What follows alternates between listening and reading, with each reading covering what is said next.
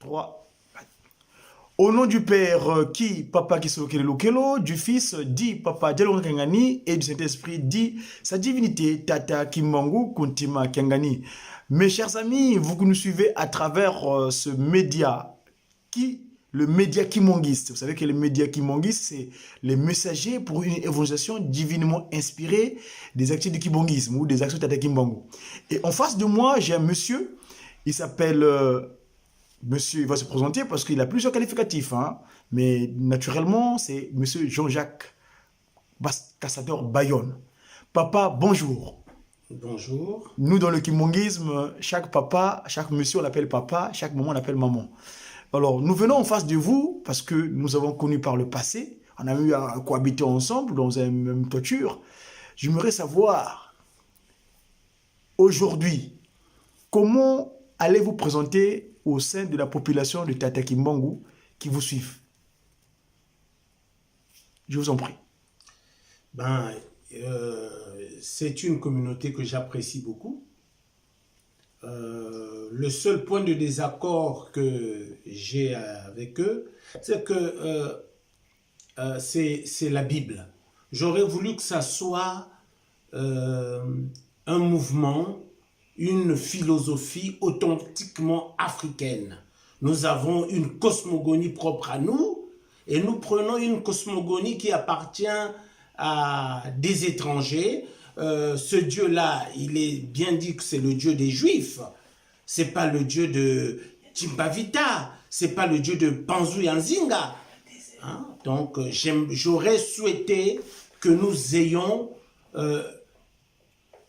un discours, une idéologie propre à nous, authentiquement africaine, au lieu de calquer ce qui vient d'ailleurs. C'est mon point de désaccord. Est-ce que vous vous présentez déjà? Qu'est-ce que vous êtes? Moi, j'ai appelé M. Cassador Bayonne, mais qui êtes-vous exactement, s'il vous plaît? Vous me connaissez, vous pouvez me présenter. Oui, donc, le papa que j'ai en face de moi, je l'ai connu par le truchement de mon frère aîné, qui était donc avec nous sur Terre, mais qui est revenu par moi parce qu'il s'appelait Merlin. Et c'est lui aussi que j'ai eu cette progéniture-là, cette femme qu'on a utilisée pour que ce dernier revienne, c'était dans sa maison. Et Merlin, il y a Merlin qui était mon frère aîné donc. Lui, moi quand je l'ai connu, par le je disais tantôt par rapport à mon frère aîné là, et il est venu en France. Papa, il me semble que tu as fait les 3 Congos avant de venir en Europe. C'était en quelle année? S'il vous plaît, allez-y, dites-moi comment vous êtes arrivé ici. Oh, j'ai fait le Kinshasa, j'y ai allé depuis, comme on dit là-bas, 76. 76 77, 78, et puis en 79, 79, je me suis rendu en Angola. Qu'est-ce qui vous a poussé d'aller en Angola? C'était quoi? Eh bien, je voulais, mon rêve depuis l'âge de 16 ans, ça avait commencé à germer depuis l'âge de 14 ans, mais à partir de l'âge de 16 ans, je rêvais d'aller en Europe. Oui. Il y avait tout un mouvement des jeunes qui rêvaient d'arriver en Europe. Et voilà, donc en 78, j'ai raté un voyage à Kinshasa, j'avais été escroqué. Et donc, après, à mon retour, je me suis dit qu'il fallait que j'explore le chemin de l'Angola. Oui, qu'est-ce qui s'est passé après là-bas? Je suis parti en Angola et là-bas, j'ai pu trouver le chemin pour venir en France. Alors, arrivé en France, qu'est-ce qui se passe? Parce que je sais que vous êtes une personnalité. Je vais vous suivre, paraît-il que vous avez contribué pour ce qui est la conférence nationale souveraine au Congo à l'époque de changement d'idéologie dans nos pays. Est-ce que vous pouvez nous relater un peu comment vous êtes en arrivé là, s'il vous plaît, à cette période-là? Alors, je pense que si mes souvenirs sont exacts, à l'époque, M. Denis Sassou Nguesso, président de la République, chef de l'État, chef du gouvernement, président du Conseil des ministres, président du Parti congolais du travail, était venu en France. Et c'était donc en 1990, au moment où il y avait les grands chambardements qu'on dit souvent de l'Est, mais ces grands chambardements ont commencé en Afrique. Hein, ça a commencé en Afrique, notamment en Algérie. Et puis l'Est a pris, c'est revenu en Afrique. Voilà, donc c'est lors de ces grands chambardements où il y a eu des changements, la Roumanie, l'Allemagne, la Pologne, etc. Et ce vent-là, donc, a gagné l'Afrique et le Congo ne pouvait pas rester en dehors de ce train vers la démocratie. C'est ainsi que je pense qu'en avril 1990, M. Denis Sassou Nguesso est passé à une émission. On lui a posé la question de savoir si il pouvait décréter le multipartisme au Congo. Il a répondu textuellement: le multipartisme ne se décrète pas. C'est le résultat de la lutte des masses. Le peuple congolais ne me l'ayant pas demandé, il ne sera pas décrété. SIC. Ainsi, notre frère Tony Gilbert Moudilou a appelé quelques-uns d'entre nous pour nous dire: mais attends, ils viennent dans le territoire où nous sommes et nous le laissons dire ça. Non, on doit maintenant organiser quelque chose, puisqu'il a dit que le peuple congolais ne l'a pas demandé, donc il ne sera jamais décrété. Il faudrait maintenant qu'on le lui demande. Et donc, nous nous sommes retrouvés avec les Kondi Akala, les Maître Moudileno Massengo et beaucoup d'autres. Nous avons organisé donc une réunion. Pas une réunion, une manifestation. Manifestation, d'accord. À l'ambassade du Congo. Et nous avons organisé cette manifestation et nous avions été les premiers à déposer une motion à M. Denis Sassou Nguesso pour lui demander l'abrogation du rôle dirigeant du parti, la libération des prisonniers politiques et la convocation d'une conférence nationale. Donc tout est parti de Paris? Tout est parti de Paris. C'est par Paris, quand ça a fait un écho au niveau du pays, que eux aussi là-bas au pays ils se sont réunis et ils ont fait cette lettre. Mais en dehors de Paris, les années d'avant, il y a M. Bernard Kolela qui avait écrit, je crois, en 1987, puis en 1989, si mes souvenirs sont exacts, il avait écrit à Denis Sassou Nguesso pour lui dire que le pays ne va pas bien, il faut qu'on fasse une table ronde. Mais en tout cas, au moment où il y a ces grands chambardements de l'Est et d'Afrique, de l'Orient on va dire, hein, puisque l'Afrique est considérée aussi comme étant dans l'Orient, n'étant pas l'Occident, c'est donc à l'initiative de Gilbert Tony Moudilou. Je l'entendais l'autre fois dire que je suis le père de la conférence nationale. En tout cas, il y a contribué vaillamment. Ça, je lui sais gré. La date exacte de la réunion à l'ambassade, c'était quand? Tu as une idée de la date? C'était... en tout cas, c'était début mai. Je n'ai plus... Début mai... Et l'année? 1990. Allons-y, papa, continuons. Début mai 1990. Et c'est ainsi qu'il y a eu le relais au niveau du pays. Et nous n'avons pas cessé, nous, au niveau de Paris, tous les samedis, on manifestait. Vous faisiez comme les Gilets jaunes, alors? Comment? Vous faisiez comme les Gilets jaunes? Nous étions précurseurs des Gilets jaunes. On ne faisait pas comme eux, c'est eux qui ont fait comme nous. D'accord. Tous les samedis, on manifestait jusqu'à en août 1990, nous avons obtenu... D'abord, je tiens à souligner une chose. J'entends souvent, et j'ai lu même des thèses des Congolais, dire que s'il y a eu la démocratisation, c'est grâce à Mitterrand avec le sommet de la Baule en 90, oui, c'est ce qu'ils disent. C'est tout à fait inexact. C'est tout à fait faux. en mai 1990, lorsque nous nous réunissons, le fils de Mitterrand qu'on appelait Papa Madi, je crois qu'il devait gérer une société. Gilbert Mitterrand, c'est ça? Oui, qui est venu nous filmer à l'ambassade.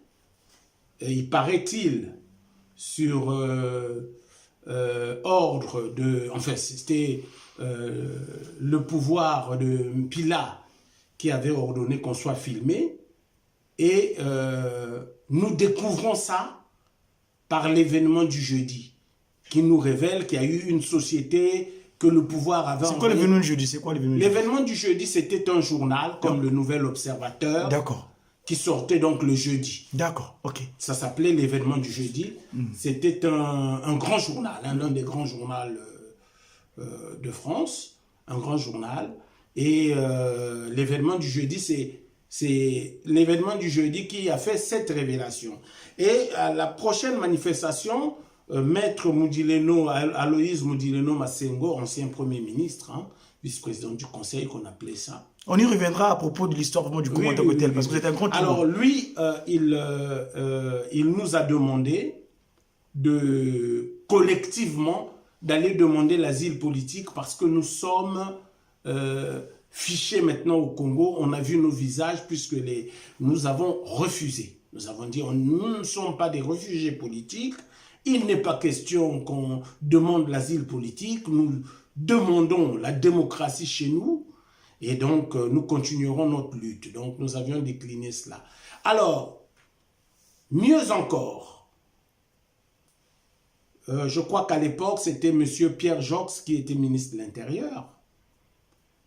Nous obtenions des autorisations pour manifester à l'ambassade. Quand on arrive à l'ambassade, les CRS nous empêchaient d'y accéder et nous demandaient d'aller à la place du Trocadéro.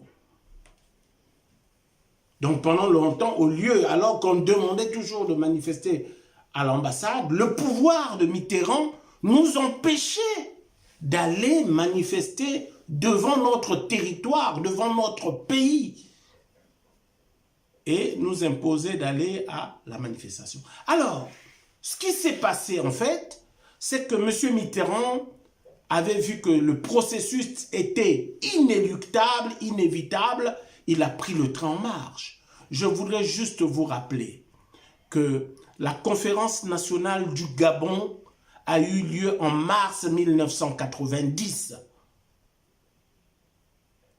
Et la conférence de la Baule n'a eu lieu qu'en juillet 1990. Et Mitterrand a dit que nous donnerons l'aide, nous conditionnerons l'aide au rythme des pays qui se démocratiseront. Donc Mitterrand n'était pas pour la démocratisation des pays d'Afrique. Et donc c'est une contre-vérité historique, c'est une erreur épistémologique que de valider cela. Et c'est triste puisque beaucoup de nos compatriotes, dans leur thèse de doctorat, écrivent que c'est Mitterrand François qui a fait qu'il y ait la démocratisation de l'Afrique. Alors, donc là, voyons le grand frère, M. Bayonne Castador Jean-Jacques, il corrige à tous ces thésards-là que dorénavant, ils doivent venir ici auprès de la Médiaki pour avoir la bonne information parce que le témoin de ces événements nous donne la version correcte. Papa Jean-Jacques, pouvons-nous continuer? Donc, après cela, qu'est-ce qui s'est passé? Parce que nous avons vu des images de la conférence nationale au Congo. On n'a pas vu un monsieur Castador Bayonne en train de vociférer comme vociférer vos collègues là-bas. Absolument, mais je vais vous expliquer. Alors, déjà, donc, je disais qu'en août 1990, nous obtenons la libération des prisonniers politiques. À la veille du 15 août, nous obtenons la libération des prisonniers politiques. Et quand nous obtenons cette libération des prisonniers politiques, dont l'ancien président Yombi, nous sommes contents et nous savions que nous sommes dans la bonne direction, que la conférence nationale sera inéluctable, on doit continuer notre combat. Et je crois que quelque temps après, on a autorisé en septembre 1990 le multipartisme.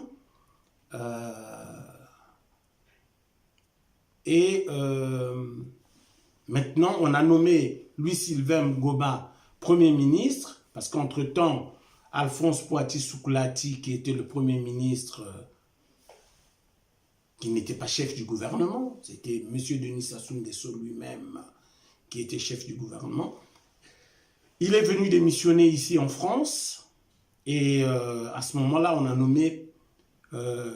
Louis-Sylvain Ngoma, qui était colonel général. Donc on prend un monsieur de l'armée, le civil n'est plus, on prend un monsieur de l'armée pour prendre l'autorité. Non, il était déjà Premier ministre depuis Marien Ngouabi.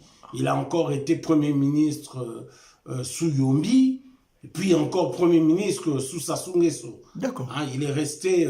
Malgré qu'il soit militaire, il est toujours quand même... Bon, il était aussi... Ben, c'était un pouvoir militaire. Là, Ngouabi, c'était un militaire qui avait pris le pouvoir. Donc, il avait emmené beaucoup de militaires aux affaires. On en parlera de ces détails-là, papa, parce que nous savons que vous êtes un témoin oculaire. Voilà, donc... le multipartisme, donc, le multipartisme a été donc décrété au Congo. Et à ce moment-là, donc, Louis-Sylvain Ngoma est nommé pour négocier avec la nouvelle opposition qui venait de naître pour qu'il y ait une conférence nationale souveraine. Là encore, je dois rectifier une inexactitude provenant de M. Denis Sassou Nguesso lui-même, qui dit qu'il voulait d'une conférence nationale. Non, M. Sassou Nguesso n'a jamais voulu d'une conférence nationale souveraine. Il voulait d'une conférence des partis. Et pour lui, c'était une conférence qui devait donc faire la loi sur les partis et puis élaborer un calendrier, un code de bonne conduite pour les futures élections, point barre. Mais il n'y avait pas à étaler, faire le bilan, hein, faire le quitus de sa gestion. Il n'en voulait pas. C'est la force des choses. Il avait perdu ce que mon ami Sébastien Machongo, le philosophe, appelle l'espace symbolique. Il ne contrôlait plus le syndicat unique, qui était dirigé par Jean-Michel Bokamba Yangouma. La CSC, Confédération syndicale congolaise. Il ne contrôlait plus l'armée, le général Mokoko, à qui on demandait d'aller mater les manifestants et qui refusait, qui disait je ne peux pas... il était CMG à ce moment-là, Il était CMG, chef d'état-major général, et donc lui, il a refusé. Donc il n'avait ni le contrôle de l'armée, ni le contrôle des syndicats qui sont, quand on convoque l'histoire du Congo, hein, les lieux par excellence du pouvoir. Quand vous ne maîtrisez pas l'armée, vous ne maîtrisez pas les syndicats, en tout cas dans l'histoire du Congo, ben, vous êtes foutus. Ah bon? On en parlera. On y reviendra. D'accord. Et donc, ayant perdu cet espace symbolique, il n'avait pas d'autre choix. Il a voulu quand même faire un baroud d'honneur en menant un dernier bras de fer. Je vous rappelle juste que la conférence nationale s'est ouverte le 25 février 1991. Mais, en réalité, du 25 septembre au à peu près 15 mars, rien ne s'est fait. C'était des discussions parce que M. Sassou Nguesso ne voulait pas de la souveraineté. On a arraché la souveraineté le 16 mars 1991 et les plénières ont pu commencer, non, le 15 mars, et les plénières ont commencé le 16 mars. Vous pouvez vérifier l'histoire. Mais vous n'étiez pas sur place. Je n'étais pas sur place, j'y viens. D'accord. Alors donc, je repars en mai 1990. À cette période, mai 1990, la première manifestation, c'est vrai qu'il y avait en gros une quarantaine de personnes. Et il y a des étudiants qui étaient à Paris 2, à Sas, donc sur le site de Cujas, qui se sont dit, mais oui, c'est vrai que cette manifestation a eu un écho au pays, mais ils étaient peu nombreux. Donc, il faudrait qu'on se réunisse pour mieux organiser une manifestation qui va mobiliser un peu plus de Congolais. C'est ainsi qu'il y a eu des jeunes qui sont partis à Cujas dans le but d'organiser une plus grande manifestation. Et puis là-bas à Cujas s'est posé la question, mais si c'est organiser une manifestation juste pour la manifestation, ça ne sert pas à grand-chose. Il faut qu'on s'organise aussi politiquement, qu'on puisse exister. Et donc, à ce moment-là, il a commencé à avoir des débats sur l'identité du groupe.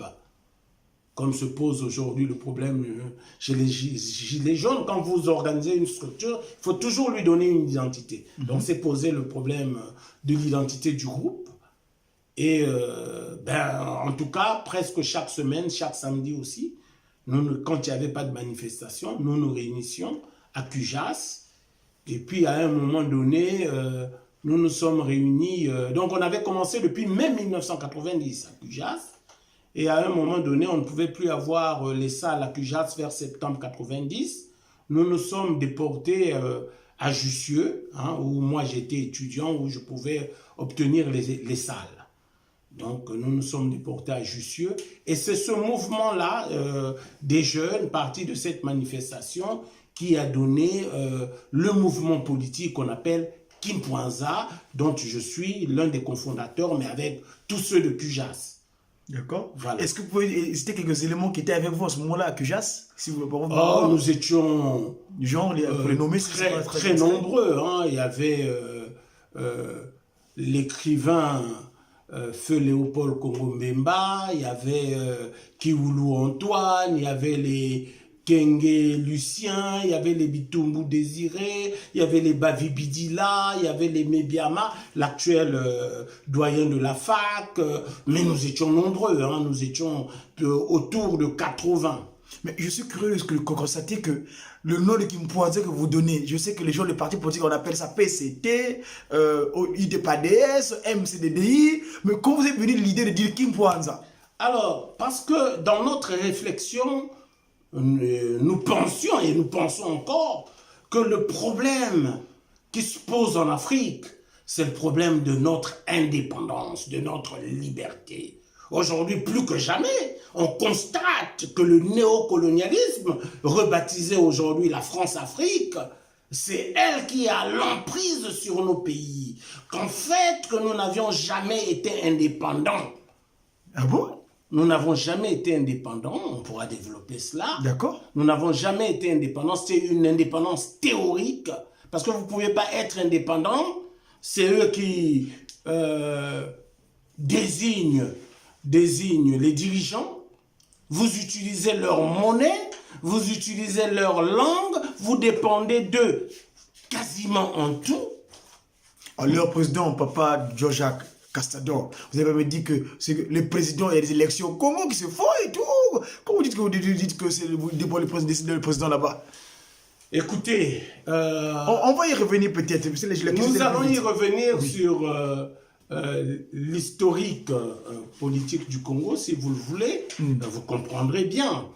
Et puis je pourrais même vous expliquer la genèse même Ce sera l'objet de ma peut-être prochaine émission, mais là on en parlera peut-être, on va aborder ça. Alors on continue d'abord donc. Voilà. Assas. Vous avez Assas, les Léo Congo Bemba, les papas Kiwulu Antoine, et vous-même, et au consort. Les Siayos. Les Siayos, les Siayos Sono, comme je l'appelle souvent, c'est un grand frère très très sage. Oui. Voilà, Siayos Sono, donc tout le pays. Oui. Alors, continuons alors.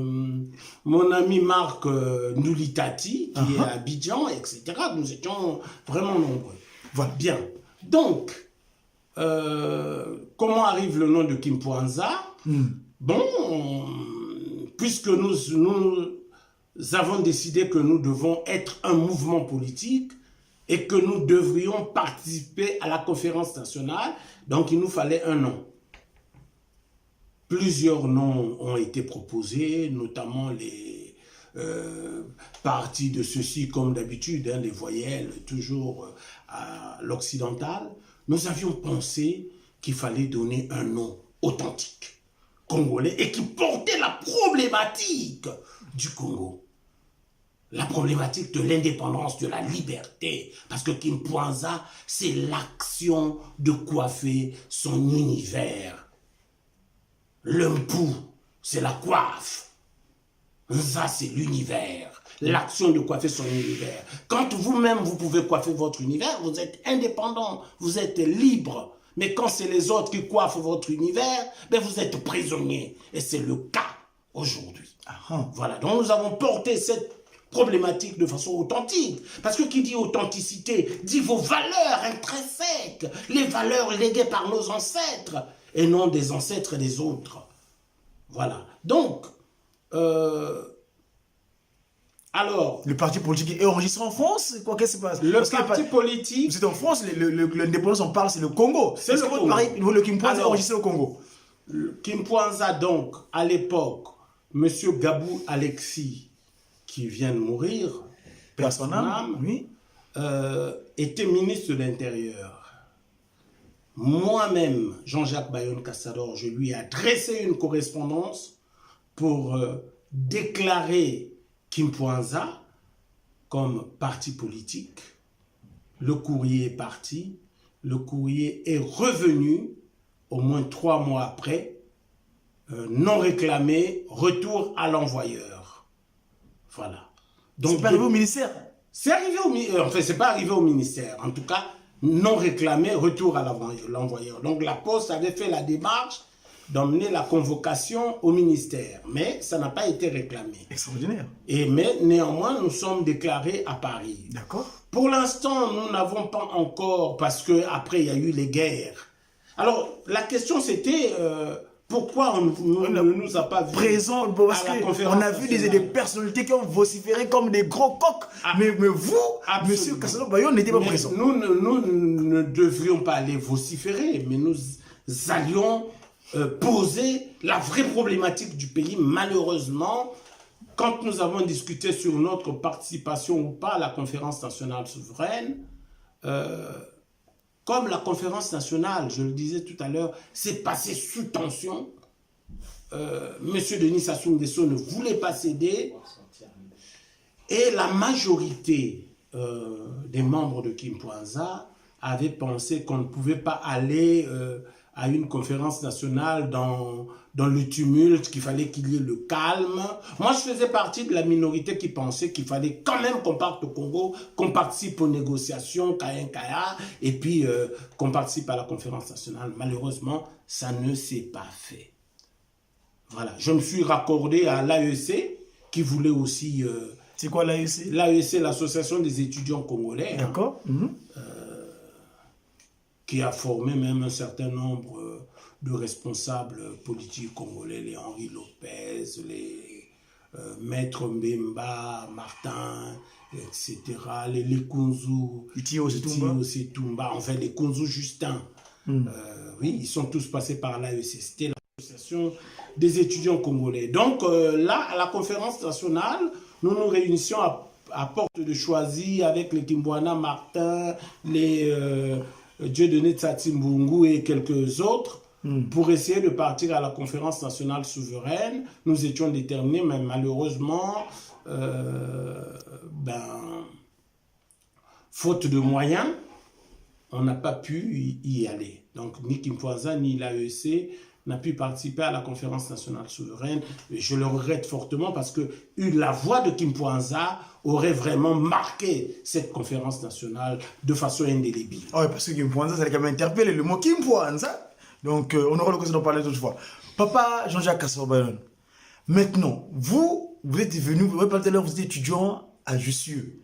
Mais quand vous avez quitté le Congo à l'époque, après avoir fait le tour des 3 Congos, parce que né à Pointe-Noire, c'est bien ça, vous étiez à Pointe-Noire. Oui. Vous êtes un manama longo, non, on dit banaba longo, tu es un paco d'ongwe pelekete, c'est-à-dire des jumeaux. Hein? Alors, Moana Longo, tu viens en Europe. Quel niveau d'études avez-vous à ce moment-là, quand vous venez en Europe? J'avais obtenu mon brevet, qu'on appelait à l'époque le brevet d'études moyennes générales BEMG, et puis je voulais quitter le pays. Et comment, avec un BMJ, tu retrouves à Jussieu? Qu'est-ce qui s'est passé entre temps? Oui, mais Allez-y, papa. j'explique. Donc, entre-temps, j'ai laissé le banc de l'école, j'ai abandonné en seconde. Je suis parti en Angola, comme je vous l'ai dit tantôt. Je suis parti en Angola et de l'Angola, oui, et après, ben, je suis venu en Europe. Et quand je suis arrivé en Europe, j'ai travaillé. Comme j'ai fait tous les petits boulots, hein, plongeur, monteur P1 pour monter les étagères dans des supermarchés. J'ai fait la plonge dans les restaurants. Je travaillais à l'hôtel Nico, qui est devenu Novotel dans le 15e, hein, à côté de la place de Brazzaville. Et puis j'ai travaillé à partir de février 1982 dans l'imprimerie. C'est là où j'ai fait la plus grande partie de ma carrière professionnelle. Mais cependant, je lisais Voltaire, je lisais Rousseau, etc.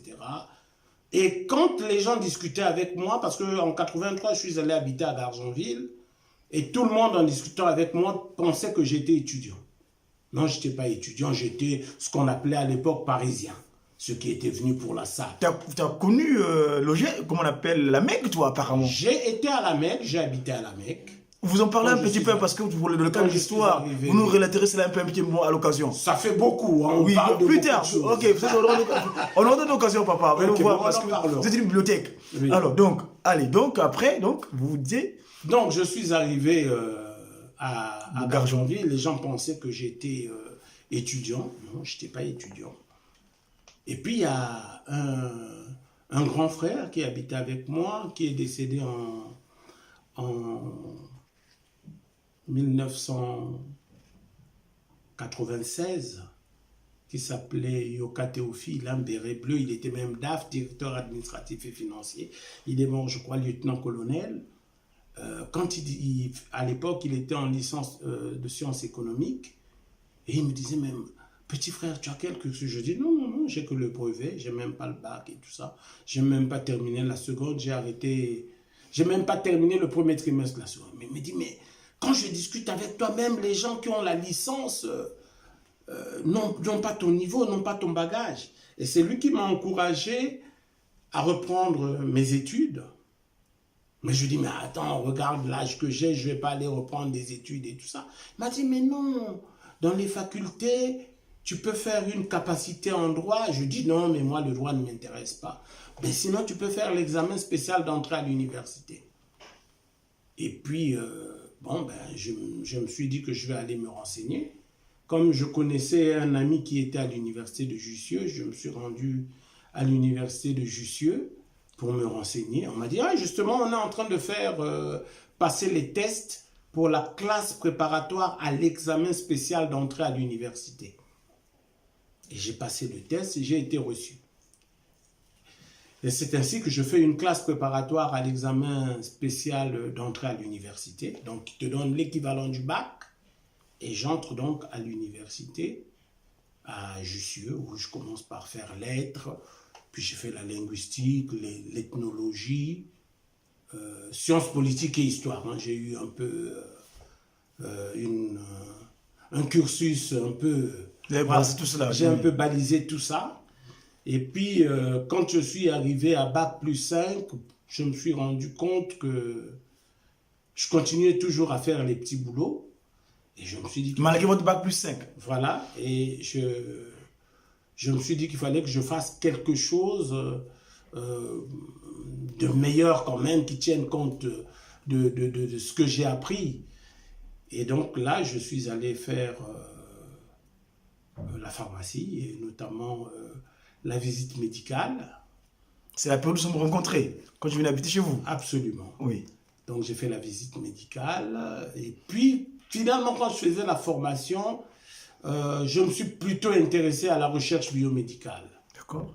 Et donc, après, quand j'ai fini cette formation, j'ai attaqué donc la recherche biomédicale, où j'ai travaillé. Voilà, j'ai travaillé d'abord à l'INSERM. L'INSERM. Et puis, j'ai travaillé à l'Institut Gustave Roussy à Villejuif. Hein. Oui, l'Iger, je vous ai connu là-bas, Voilà. je m'avais invité une fois, Voilà. et c'est là où est parti mon frère aîné d'ailleurs, parce qu'il y a un frère aîné qui est décédé là-bas, qui était victime du cancer. Vous veniez même manger là-bas à l'IGR. Voilà. Hein. Voilà. Ok, donc j'ai travaillé à l'IGR, et puis voilà, donc... mais parallèlement, j'ai fait des études de droit, et j'ai fait un master en droit à Paris 1, qui m'a donc conduit, puisque je voulais rentrer au pays, qui m'a donc conduit à rentrer au pays et à embrasser le notariat. Donc là, actuellement, vous êtes notaire. Je suis notaire de résidence à Brazzaville. Quel parcours extraordinaire, monsieur Cassador Bayonne. Papa Cassador, en tout cas, merci pour ce moment que vous nous consacrez concernant le vécu de votre présence ici sur Terre. Mais vous rentrez au Congo. Parlons du Congo. Moi, je suis enfant de Tata Kimbangu. Tout à l'heure, on a soulevé le fait de Paris, que tout était parti de Paris pour la conférence politique, où est sorti le calvaire de Kim Pwanza. Et dans notre connaissance que nous avons sur le kimbongisme, Papa Simon Kimbangu, par sa progéniture, les Trois Glorieux, l'un d'entre eux avait déclaré « Tout partira de Paris ». Et Papa Simon Kimbangu, 1er 1921, avait dit que Congo français, c'est Ebandeli Makambo. Tout commence toujours par ce territoire-là concernant nos trois Congos. Que savez-vous du territoire du Congo-là? Est-ce que vous pouvez nous relater? Parce qu'on dit l'indépendance du 15 août, mais il y a eu la proclamation de la République. Qu'est-ce qui s'est passé en temps? Dites-moi un peu concernant ce territoire, s'il vous plaît. Alors,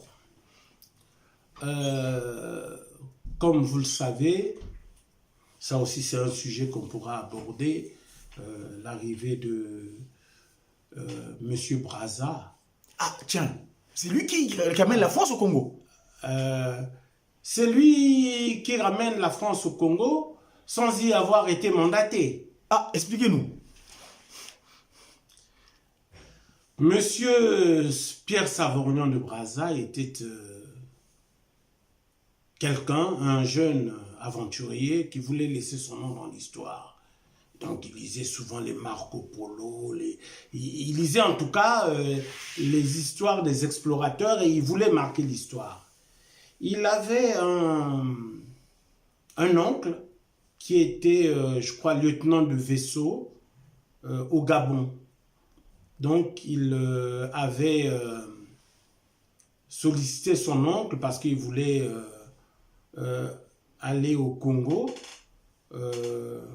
aller voir l'embouchure du Congo et tout ça. L'oncle lui a dit, bon, moi je peux t'emmener de mon bateau jusqu'à Libreville, mais après tu te débrouilles. C'est ainsi qu'il est parti avec quelques gares qu'il avait recrutés. Il est parti à Libreville, et de Libreville, bon, comme il avait les cartes, il a voulu rentrer, pénétrer au Congo par l'Ogoué, et quand il franchit la Lima, il a été arrêté parce qu'il a fait une première tentative en 1878.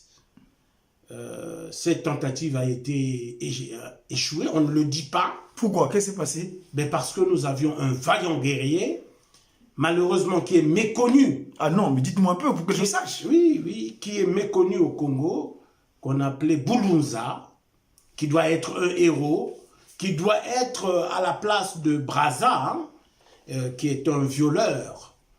Ah bon?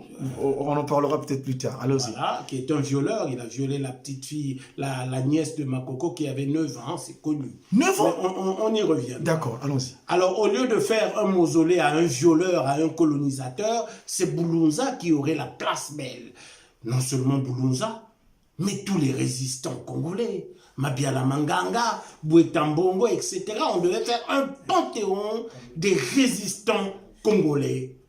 Ces résistants qui ont voulu nous apporter le Kimpwanza. Voilà. Donc il arrive, Boulonza le pourchasse. Boulunza le repousse. Qu'est-ce qu'il fait après lui? En 1800. 1878, il est repoussé par Boulunza et il fait une deuxième tentative en 1880, mais il essaie de dévier la route et finalement il réussit à franchir Mbé où il rencontre Makoko et là encore il y a une erreur historique, une contre-vérité historique où on dit que Makoko aurait signé quoi que ce soit. Makoko n'a jamais rien signé. Monsieur Brazza a amené une copie d'un document où Makoko lui aurait demandé, accordé d'administrer le Congo. Et lui, il dit que moi, j'ai signé et Makoko m'a remis son insigne. Makoko n'a jamais rien signé. Ah bon? Oui. Makoko n'a jamais rien signé. Il y a beaucoup de choses à corriger, papa Kassador. Ah oui, absolument. C'est toute l'histoire qu'il faut corriger du Congo. Hein? Déjà, votre superficie, c'est combien? 342 000 km². Tout ça, c'est à corriger. Ah bon? C'est combien alors? Ben écoutez, on ne peut pas...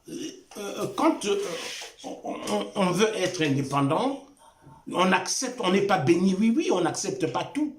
342 000 km² de superficie, ça vient d'où?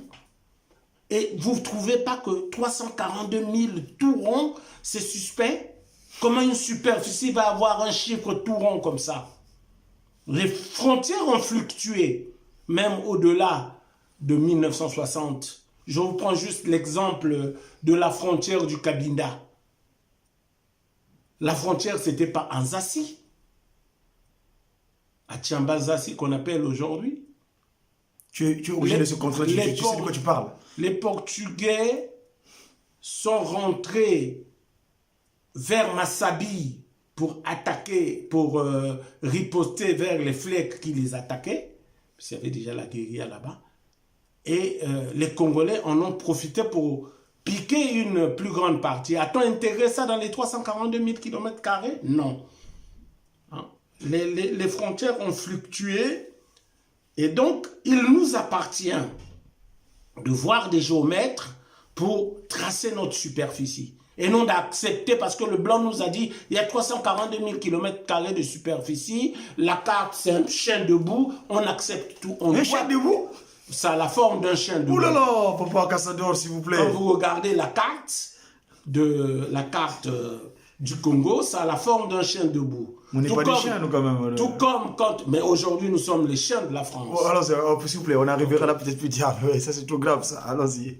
Oui, papa. Ouais. Donc, Boulunza, Bakoko, il va... Bakoko n'a jamais rien signé. Il n'a jamais... C'est une usurpation. Une usurpation. Alors, continuons. De territoire. Oui. Après. Voilà. Donc, et je précise que les Français, les autorités françaises n'ont jamais connu Savorgnan de Brazza. Oh! Ils ne l'ont jamais mandaté, c'est son aventure à lui. En 1882, il revient. C'est là où il prend la route qu'on appelait la route des cavernes, je crois. C'est ça, Antoine? C'est la route des cavernes, hein? La route des caravanes. Des caravanes. La route des caravanes. Parce qu'il est allé, parce qu'il avait la carte, il voulait aller à l'océan, au niveau de l'océan Atlantique. Donc, il a fait cette route-là à pied, donc sur plusieurs mois, et il est sorti à la côte, à Pointe-Noire.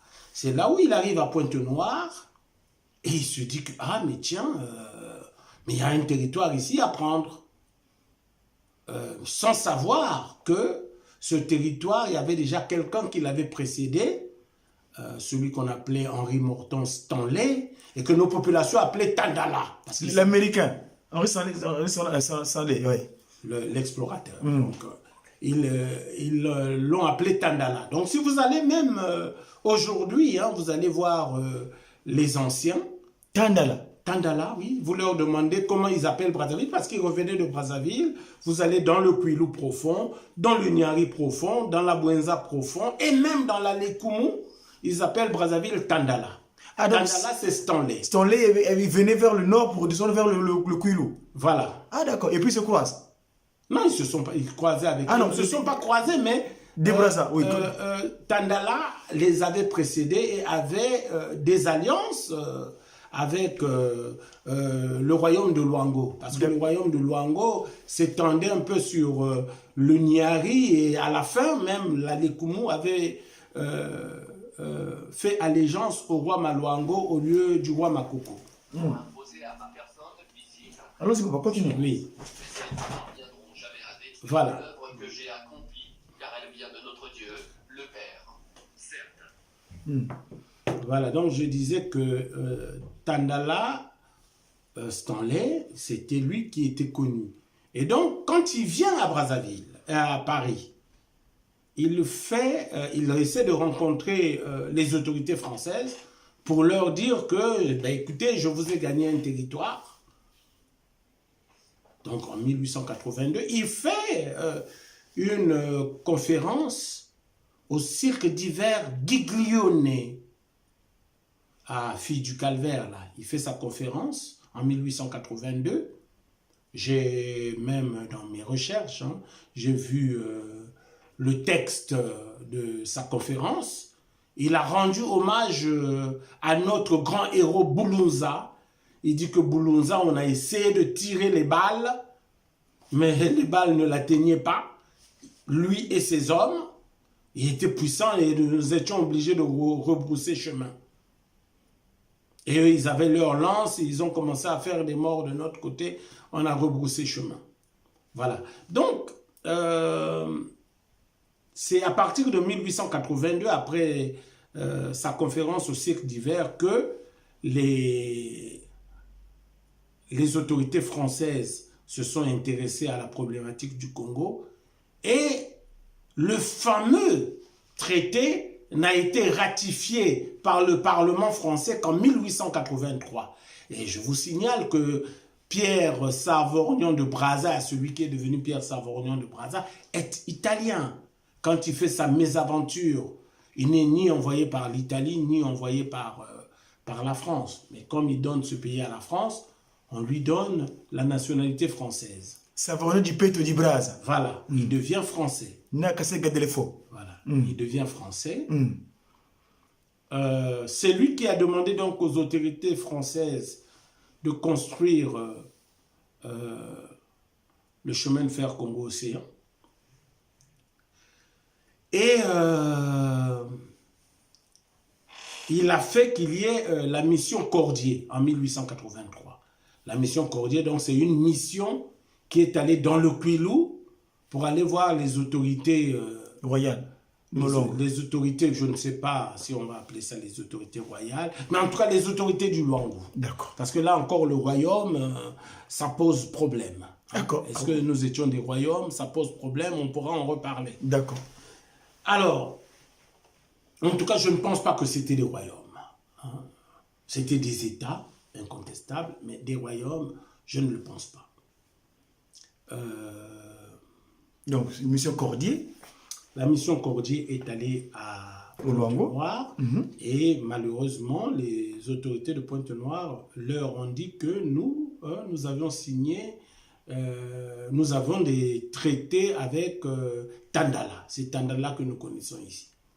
Ce qui fait que quand on arrive à Berlin en 1884,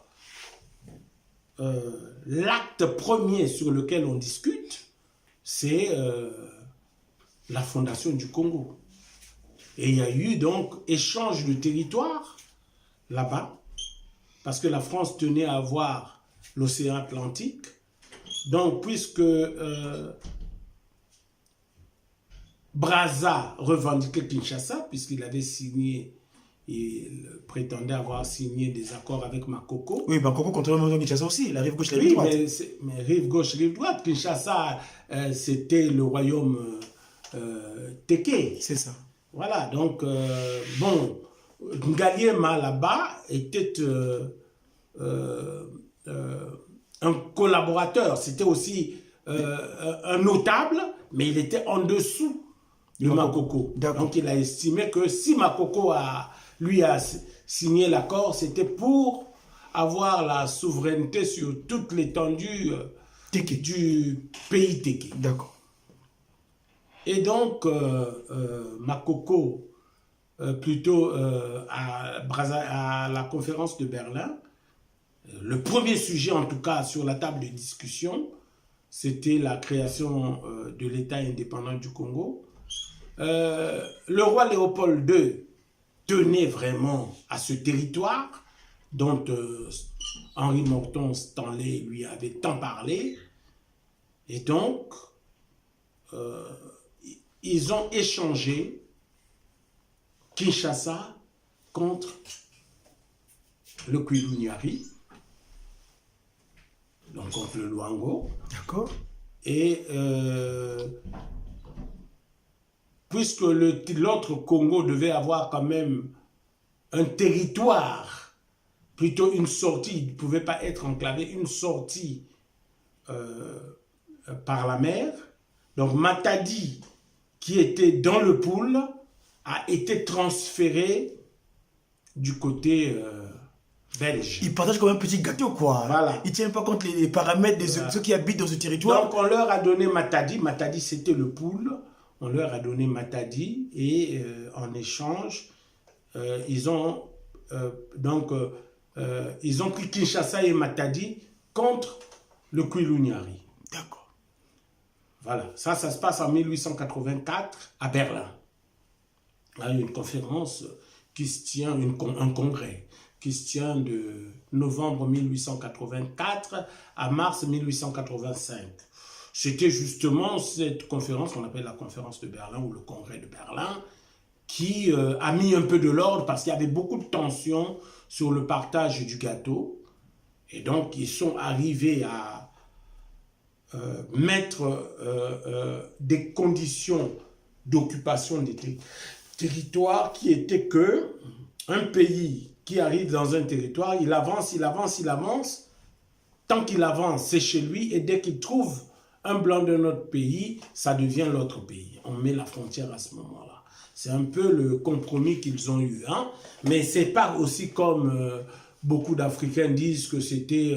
ils ont pris la carte et puis ils se sont partagés. Toi, tu prends ça, toi, tu prends ça, toi, tu prends ça. C'est pas ce qui s'est passé. En fait, le premier arrivé, le premier servi, en quelque sorte. Voilà. Ceux qui arrivaient les premiers, ils prenaient le gâteau. Et dès que tu trouvais l'autre quelque part, tu t'arrêtais là. Comme ils s'entendent entre eux, donc tu ne veux pas la violence. Ils ont entendu pour éviter la violence, pour éviter les guerres de territoire, parce que l'Europe avait connu beaucoup de guerres entre eux, et ils ne voulaient plus connaître des guerres à cause du gâteau qu'on appelle l'Afrique. Et là, c'est Bismarck qui décide comme ça, parce que c'est Bismarck qui fait venir. Bismarck, il voyait qu'il y avait une tension, il y avait des guerres qui pointaient à l'horizon. Au contraire, il a voulu éviter la guerre. C'est pourquoi le chancelier Otto von Bismarck a convoqué ce congrès à Berlin. D'accord. Pour mettre fin au conflit. Ok. Et il y a réussi. Ah. Voilà. Mais au détriment de... Dans l'intérêt des pays européens et au détriment des États africains. Oui. Donc il n'est plus que jamais nécessaire de remettre en cause un jour Papa Cassado. Qu'est-ce qu'on pense? Je pense qu'on ne refait pas le monde. Le monde est ce qu'il est. Si on refait le monde, l'Afrique est ce qu'elle est. Maintenant, c'est à l'Afrique de s'organiser. Et je pense que l'ultime démarche de l'Afrique, c'est son unité afin d'être une grande puissance et d'avoir une indépendance. Kimpoanza. Papa Cassador, continuons. Maintenant, de Brazza et Berlin est acté. Qu'est-ce qui se passe après, entre-temps, puisque c'est vrai que de Brazza donne le territoire à la France. Et la France, comment l'État français s'approprie de ce territoire avec ce qui se passe? Oui, mais à partir de Berlin, l'État français s'approprie du territoire. Comme ils avaient déjà le Gabon qu'ils avaient eu depuis... avec ce qu'on appelait le roi Louis, en échange d'une petite bouteille de whisky, des petits bibellots, des petits gadgets. Il a donné son pays. Le roi, lui, c'est un Gabonais? Oui, il a donné le Gabon, mais le Gabon était un territoire français bien avant le Congo. Et d'ailleurs, il y a encore une grosse erreur épistémologique qui consiste à dire que Jean-Félix Tshikaya, le premier député congolais, c'est lui qui a vendu Franceville aux Français, Franceville était un territoire congolais. Absolument inexact, absolument faux. C'est une contre-vérité. Éclaircez-nous. Franceville était un territoire que les Français ont créé eux-mêmes. En fait, c'était le pays Téké. Donc, les Français, ils ont occupé cela, ils ont fait un centre là-bas qu'ils ont appelé Franceville. Suite à des Brazza ou avant des Brazza? Non, avant de Brazza. Avant de Brazza. Mais qui est arrivé Quand là-bas? Brazza arrive, Franceville existe depuis. Quand Brazza arrive, Libreville existe. Alors, ce qui s'est passé, c'est que quand ils arrivent à Berlin, bon, comme ils ont maintenant le territoire et du Congo et du Gabon, au lieu d'avoir deux gouverneurs, à un moment donné, ils font le moyen Congo-Gabon. Donc, le Congo et le Gabon devient le même pays, la capitale est Brazzaville, et après, je ne sais plus si c'est Brazzaville ou Libreville, je ne me rappelle plus trop, il me semble que c'est Libreville, mais enfin bref, et à un moment donné, ils reséparent les deux territoires. Mais quand il y a eu, parce qu'il y a eu la guerre à partir de 1939, De qui est qui? L'Europe. Ah oui, la 42-45, 42-45, voilà. 39-45, donc les Russes, l'Angleterre, la France, etc. Ils se sont fait la guerre entre eux. Et pendant cette guerre, donc, la France est occupée. La division Leclerc vient se réfugier à Brazzaville, là-bas. Là où il y a l'école des cadets, c'est là où il y avait leur caserne. D'accord. Et le général Leclerc, c'est lui qui mène les troupes là-bas. Et De Gaulle, qui était le général De Gaulle, qui était en Angleterre, finalement il quitte l'Angleterre et il proclame Brazzaville comme étant capitale de la France libre parce que les troupes françaises étaient basées à Brazzaville. Donc, à ce moment-là, les Africains se disent, mais attendez, eux ils sont occupés, ils se battent pour leur indépendance, mais nous aussi, nous devons être indépendants. Eux aussi, ils nous occupent. De Gaulle, comme c'était un clairvoyant, il va donc organiser une conférence à Brazzaville en 1944, ce qu'on appelait la conférence de Brazzaville. Et à cette conférence, où aucun Africain n'est convié, juste eux, entre eux, Européens, entre eux, Français, De Gaulle dit que la France a le devoir de civiliser, etc. Mais néanmoins, nous allons donner une certaine autonomie aux indigènes. Donc, de là, il a dit qu'ils doivent refaire une constitution, donc la constitution qui a créé l'Union française en 1946. Donc il fallait faire des élections dans chaque pays. Et lors de ces élections, Félix Tchikaya, c'était donc le candidat qui s'est présenté pour être député dans la circonscription du moyen Congo-Gabon, mais une circonscription qui prenait tout le Congo, et y compris Franceville. Franceville faisait partie de cette circonscription. Mais Tchikaya n'est qu'un sujet colonisé. Il a quel pouvoir devant la grande France pour aller vendre un territoire? C'est même pas chez lui, c'est le pays Téké. Lui, il est Mouvili. Il n'est pas Luango. Luango, c'est le terroir. D'accord. Luango, il n'y a pas que des Vili. Il y a les Yombe, il y a des Lumbu, il y a des Pounou, il y a des Kouni. Il y a même les Bayaka sur la fin de l'histoire. Okay. Donc, il ne faut pas faire l'erreur de dire les Baluango. Les Baluango, c'est tout ce monde-là. D'accord. Mais à l'intérieur des Baluango, il y a plusieurs entités. Mais néanmoins, Jean-Félix Tchikaya, le premier député congolais, il était Mouvili. Et il n'avait aucun pouvoir pour vendre Franceville, qui était un territoire téqué. Donc ça appartenait aux Français. Et à un moment donné, ils ont restitué ça au Gabon, acquis de droit. Voilà. Donc, en 1946, il y a donc ces élections qui ont lieu et Jean-Félix Tchikaya devient donc le premier député congolais, avec les Houphouët-Boigny, les Léopold Sédar Senghor, les Modibo Keïta, etc.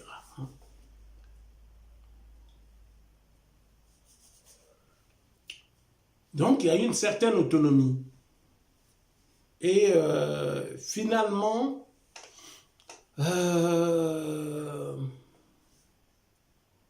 l'Union française, entre-temps, il y a la guerre d'Algérie qui pointe à l'horizon, à partir de 1954. Donc, l'Union française ne répond plus. De Gaulle revient en 1958 prendre les commandes du pouvoir. Et quand il reprend les commandes du pouvoir, il se dit qu'on va créer une communauté entre l'Afrique et la France. Il y a des États comme la Guinée qui dit que non, pas question, nous devons être indépendants. Bon, De Gaulle dit on va faire des consultations, un référendum, et chaque pays africain, chaque État africain, parce que c'était des États fédérés, doit se prononcer pour ou contre l'indépendance. Eh bien, nos leaders, qui étaient ce que Marien Ngouabi appelait les valets locaux de l'impérialisme. Ah bon, il a qualifié ça aussi? Il les appelait les valets locaux de l'impérialisme. Ils ont tous appelé à rester dans le giron colonial. Dans notre histoire du Congo, seule la CGT de Aimé Matsika qui avait appelé à voter contre l'indépendance. Sinon, tous les autres syndicats et tous les autres partis, tous les grands leaders politiques appelaient à rester dans le giron colonial. Et donc, à partir de 1958, après le référendum, on a proclamé les républiques africaines qui étaient des républiques autonomes qui faisaient partie de la communauté française. Donc il y avait la métropole et les territoires d'outre-mer, mais qui étaient des républiques autonomes. C'est ainsi que le 28 novembre 1958, à Pointe-Noire, capitale de la République du Congo, la capitale était là-bas, la ville capitale politique, administrative. La capitale politique administrative, c'était à Pointe-Noire. Comme à Kinshasa, on est resté Vivi à l'époque, avant que ça vienne à Kinshasa. Voilà, donc c'était à Pointe-Noire qu'on a proclamé là, en lieu et place, où il y a l'école Jean-Joseph Loukabou, mon grand-père. Ah, c'est un bon frère. C'est mon grand-père, Jean-Joseph Loukabou. D'accord. Et donc, à cette école-là, Jean-Joseph Loukabou, c'est là où il y avait l'Assemblée territoriale. C'est là où on proclame l'indépendance, plutôt la République du Congo. Le Congo devient une république avec un drapeau et son hymne national. Voilà. La congolaise. La congolaise. Qui est le rédacteur de 58, et c'est en 58 aussi que nous avons une ambassade au Congo. Alors, en 60, De Gaulle pense qu'il faut donner à ces territoires-là leur indépendance. Mais avant tout, il faut comprendre déjà la jeunesse de cette indépendance. D'accord. En 1844, De Gaulle était un visionnaire, c'était un clairvoyant, il travaillait pour les intérêts de la France, et donc il voyait comment... Alors, en 1844, quand il organise la conférence de Brazzaville, 1944 plutôt, quand il organise la conférence de Brazzaville, il demande, notamment à partir de 1945, il demande aux scientifiques français d'étudier comment peut-on partir pour mieux rester. Donc, bien étudié techniquement, Mwangangu. Techniquement. Oh là là. Et ils ont pris donc les thèses d'un anthropologue d'origine polonaise qu'on appelait Bronisław Kaspar Malinowski,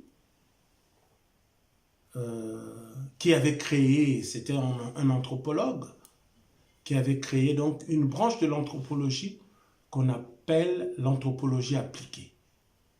Lui-même, il disait que l'anthropologie appliquée, c'était une science qui consistait à étudier les sociétés primitives pour mieux les connaître afin que la colonisation réussisse. Et Malinowski préconisait la déculturation par l'école, la déculturation par la religion et la stratégie de la division. Déculturation par l'école, nos ancêtres les Gaulois. Déculturation par l'Église, heureux les pauvres, car ils verront Dieu. Stratégie de la division. Nous, dans nos sociétés traditionnelles, nous étions tous des enfants de Ngunu. Mukongo Ngunu, Muteke Ngunu, Kifumba, Kimosi. Disaient nos ancêtres. Ils disaient que nous avions un ancêtre commun. Donc ils avaient une idéologie qui consistait à raffermir les liens entre les ethnies. Et à partir des thèses de Malinowski, on crée des races chez nous. Eh bien, si vous voyez l'acte de naissance de votre père, vous verrez race Bakongo, race Bateke, race Bavili. C'est une hérésie, quoi. C'est pas pro, c'est pas juste. Mais est-ce que nous sommes déjà aujourd'hui, la science a démontré que les races humaines n'existent pas. Mais là, il s'agit des Bantous d'un même peuple qu'on nous érige en race. Et donc, on grandissait avec le sentiment que ton voisin immédiat appartenait à une autre race. Donc, tout le contraire de ce que nos ancêtres nous avaient appris, que nous étions tous les enfants de Ngunu, nous provenons tous de Ngunu. Et là, on nous apprend que non, toi, tu es de race Bembe, race Lari. C'est quoi Ngunu? Qu'est-ce que ça veut dire? Ngunu, c'était l'ancêtre. L'ancêtre. L'ancêtre qu'on pensait être notre ancêtre commun. D'accord. Que, en fait, Ngunu avait plusieurs enfants. Et ce sont ces enfants-là, il y a un enfant qui a donné les Vili, il y a un enfant qui a donné les Lari, etc. Vrai ou faux, mais ce sont des idéologies qui façonnent l'identité et affermissent les relations entre les peuples. Voyez par exemple quand vous allez au Sénégal, il y a la fraternité au sein d'une même ethnie et entre des ethnies différentes. Par exemple, on peut dire au Sénégal que quand Ndiaye, quand tu vois un Job, les Ndiaye et les Job, c'est des frères de même père, même mère. Donc quand tu vois un Ndiaye, c'est ton frère. Tu peux le taquiner comme tu veux. Moi-même qui te parle, je suis parti au Sénégal en 2006. J'ai rencontré ce brave conservateur du musée de la maison des esclaves à l'île de Gorée. De Gorée, oui. Monsieur Joseph Ndiaye, qui était un monsieur dynamique. Et quand je suis arrivé là-bas, je lui ai dit... Petit Ndiaye, moi je suis Job, mets-toi à genoux. Il dit quoi? Cherchez-moi un coupe-coupe là, je vais couper sa tête. Il m'a tenu le cou comme ça. Et puis, finalement, il m'a dit, vous savez que tous vos présidents sont passés chez moi. Hein? j'ai reçu Youlou, j'ai reçu Massamba Deba, j'ai reçu Ngwabi, et il m'a montré les photos. J'ai dit, mais comment vous savez que je suis congolais? Je suis là depuis longtemps, dès que je vois quelqu'un, je sais d'où il est. Hein. Ah, il avait déterminé que j'étais congolais, et puis il m'a montré les photos et tout ça. J'ai reçu Sassou Nguesso, j'ai reçu Lissouba et tout ça. C'est quelqu'un de très intéressant, hein. Il fallait le voir. Je crois que c'est son fils qui l'a remplacé. Voilà. Donc, ils viennent, ils partitionnent, donc ils étudient Malinowski, ils appliquent les thèses de Malinowski, en séparant... Voilà. Donc, c'était, je parlais de la parenté. Là-bas, il y a des parentés d'unification. On va par exemple dire, mais quand tu vois un Gakoso et un Makoso, c'était des frères de même père, même mère. Donc, quand tu vois un Gakoso, Bateke ou Mboshi, et un Makoso du Kwilu, c'est des frères. Du coup, le Makoso, dès qu'il voit un... Il sait que, ah, ça c'est mon frère. Ça raffermissait les liens. Et la stratégie de la division de Malinowski nous a apporté la division. Nous étions devenus des races.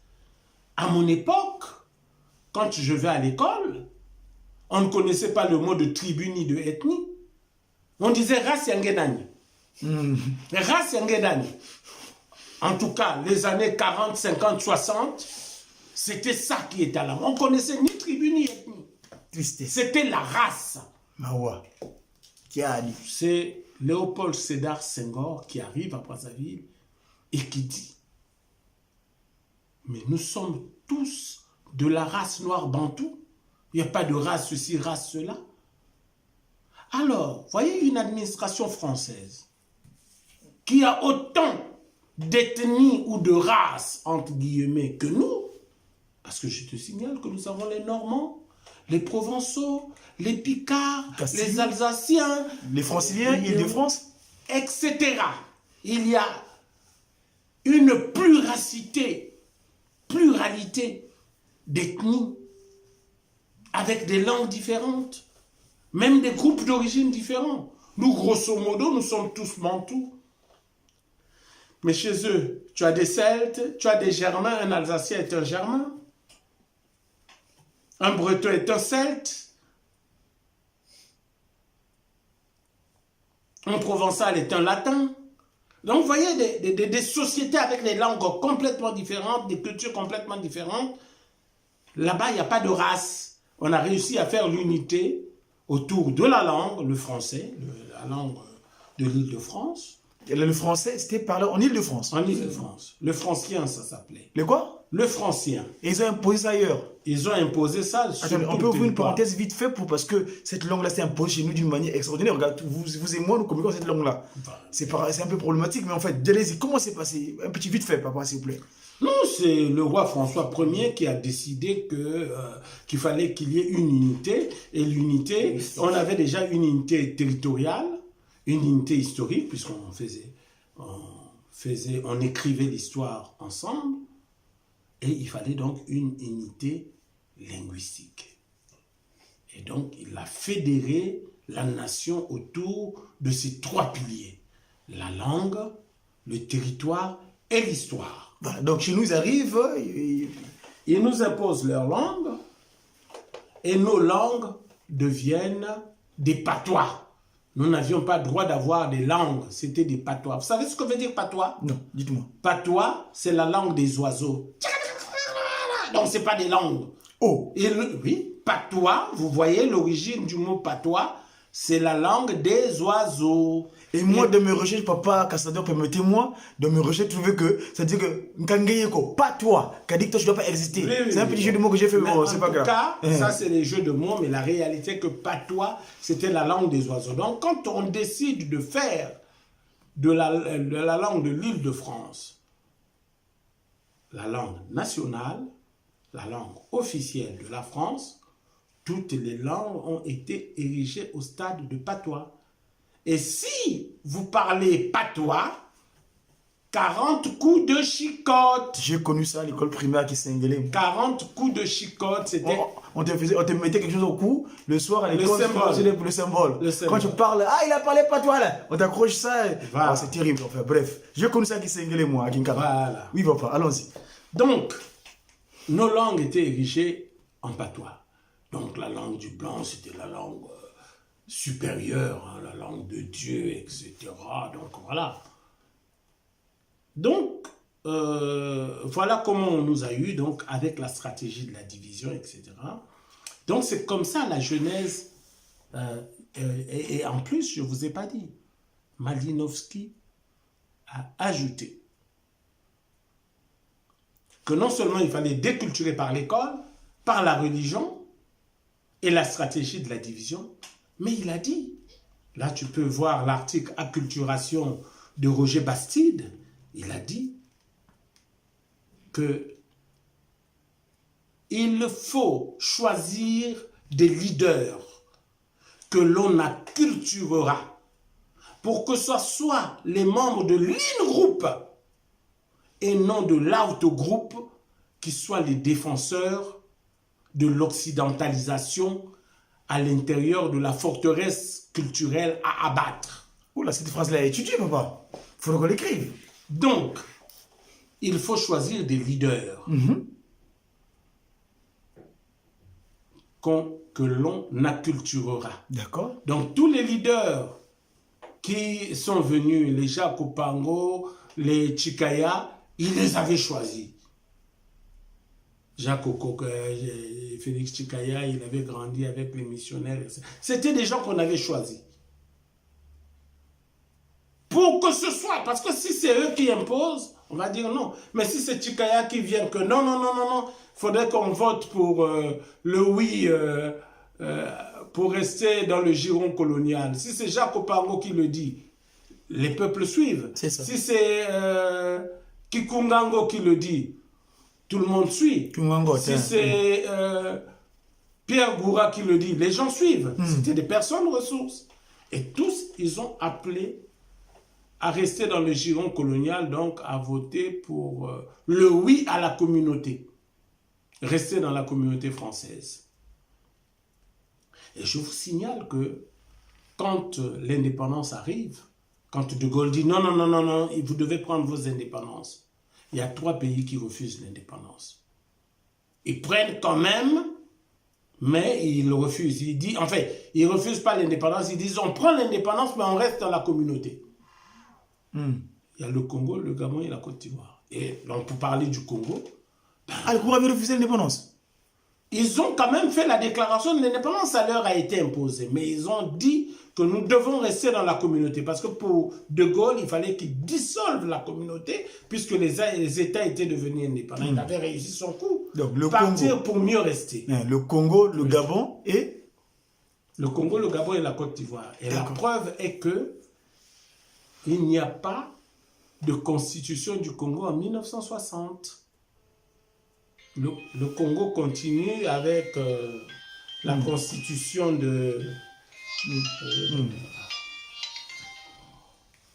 le Congo de 1958. Attends, on était donc, tout à l'heure j'avais interrogé, donc on n'avait pas de constitution. Donc malgré les on n'avait pas d'indépendance. Oui. Donc les 3 Congos, le Congo, Brazzaville. Là, nous sommes sur Brazzaville. Oui, Brazzaville, Congo la Côte d'Ivoire, le Congo d'Ibé, voilà, la Côte d'Ivoire et le Gabon, ils refusent l'indépendance. Oui. D'accord. Et malgré ça, le Gabon...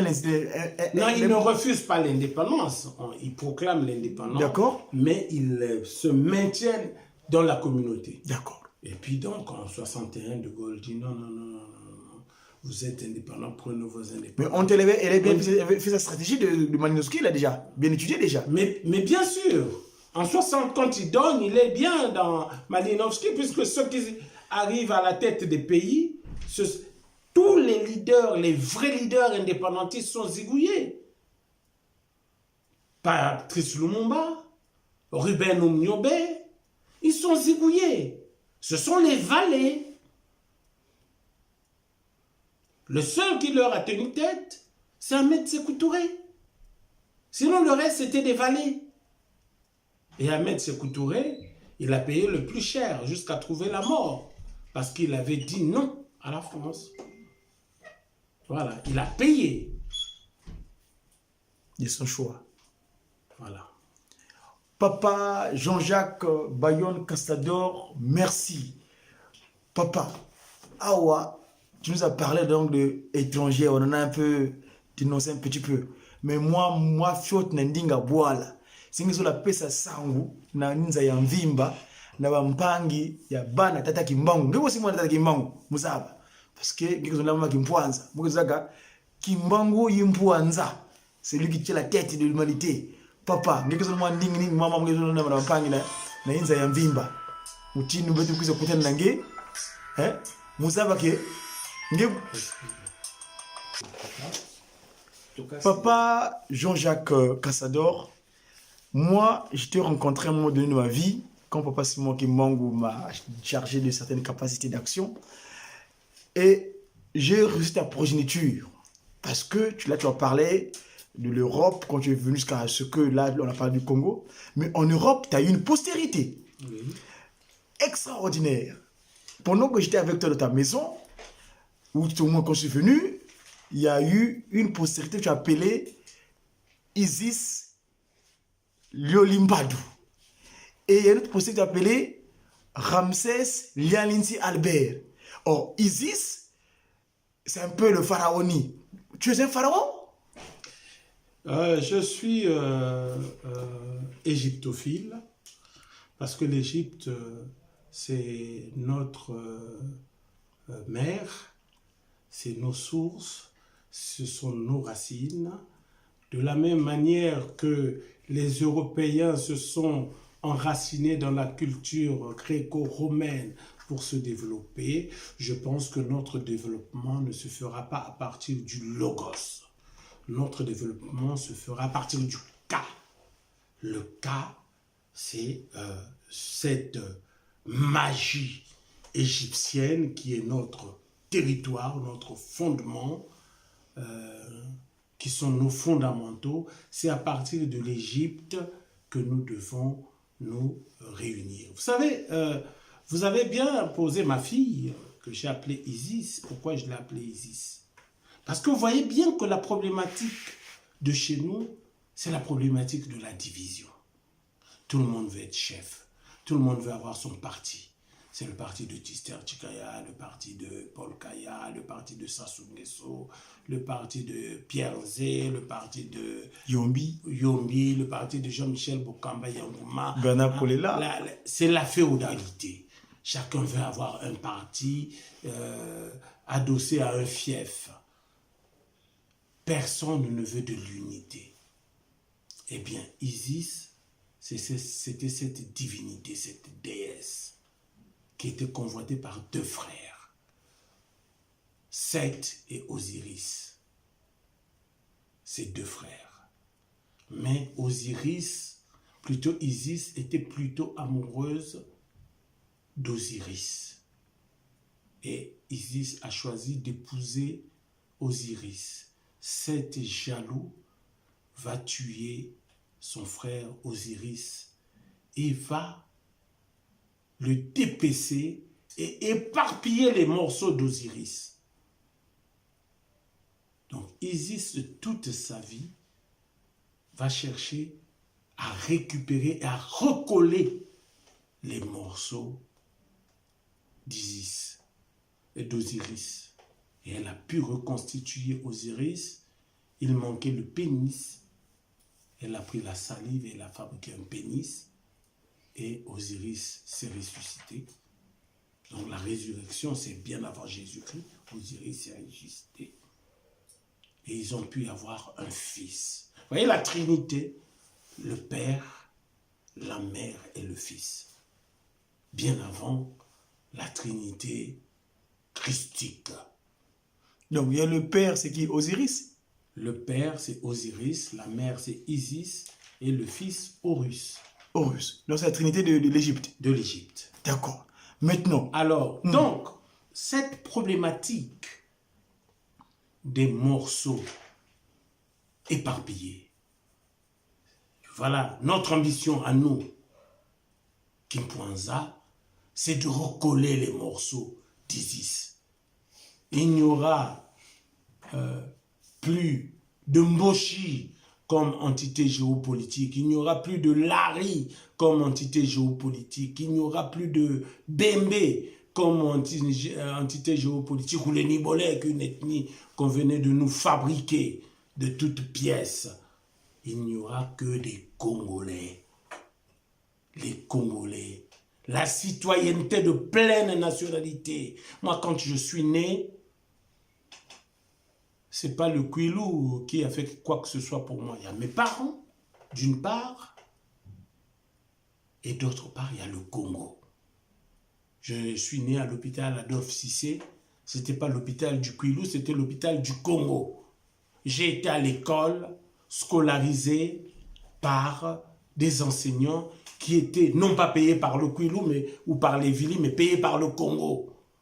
Donc si je dois quelque chose, je dois tout au Congo et je ne dois rien aux Vili. Je dois à mon père et à ma mère, qui sont certes Bavili, mais les Vili, les Bavili,